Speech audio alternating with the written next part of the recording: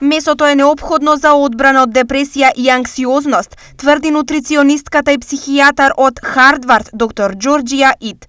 На мозокот му треба месо. Слушаме дека месото е опасно за нашето целокупно здравје, вклучувајќи го и мозокот. Растенијата на вистина го хранат и го штитат мозокот, но вистината е дека и месото ни е потребно, изјавила таа за Киро Њус радио.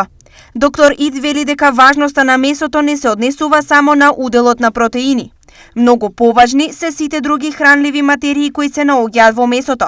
Можете да ги задоволите вашите потреби за протеини со други намирници, кои се наоѓаат во вегетаријанската или веганската исхрана, но многу други есенцијални хранливи материи е тешко, понекогаш и невозможно да се добијат од растенијата, вели таа. Таа истакнува дека месото е единствената храна која ги содржи сите хранливи материи кои ни се потребни во вистински облик и е исто така најбезбедната храна за нивото на шеќер во крвта и инсулинот.